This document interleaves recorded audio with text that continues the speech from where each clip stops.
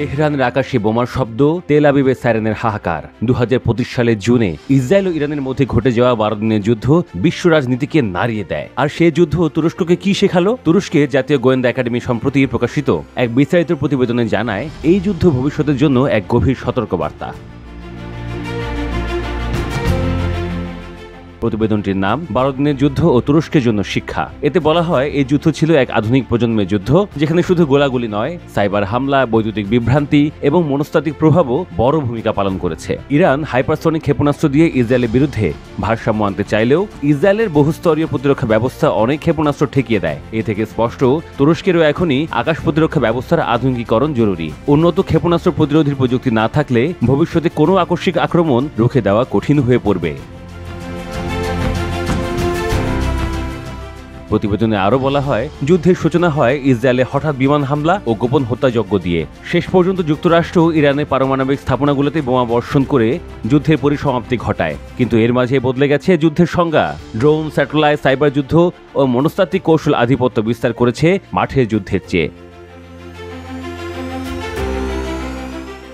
এছাড়া ইসরায়েলে বহু বছরের প্রস্তুত গোপন গোয়েন্দা নেটওয়ার্ক এই যুদ্ধে বড় প্রভাব ফেলে। প্রতিবেদনে বলা হয়, আধুনিক যুদ্ধক্ষেত্রে গোয়েন্দা নেটওয়ার্ক শুধু সহায়ক নয়, বরং নিয়ন্ত্রণকারী শক্তি হয়ে উঠেছে। তেহরান সহ ইরানের বিভিন্ন শহরে বেসামরিক প্রাণহানি ঘটেছে মূলত দুর্বল আশ্রয়কেন্দ্র ও আগাম সতর্কতা ব্যবস্থার অভাবে।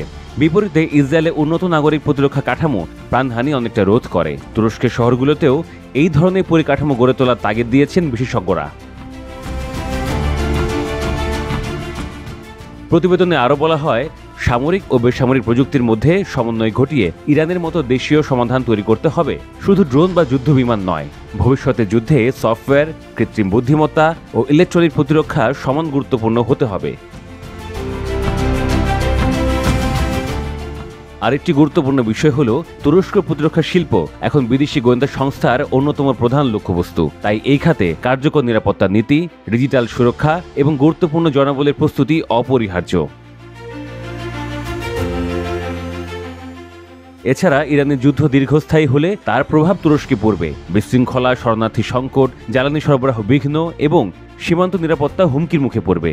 সে বিবেচনায় তুরস্কের একটি বহুস্তরীয় কৌশলগত প্রস্তুতি নেওয়ার সুপারিশ করেছে গোয়েন্দা একাডেমি। প্রতিবেদনের উপসংহারে বলা হয়েছে, 21 শতকের যুদ্ধ আর শুধু ট্যাঙ্ক ও বন্দুকের উপর নির্ভর করে না।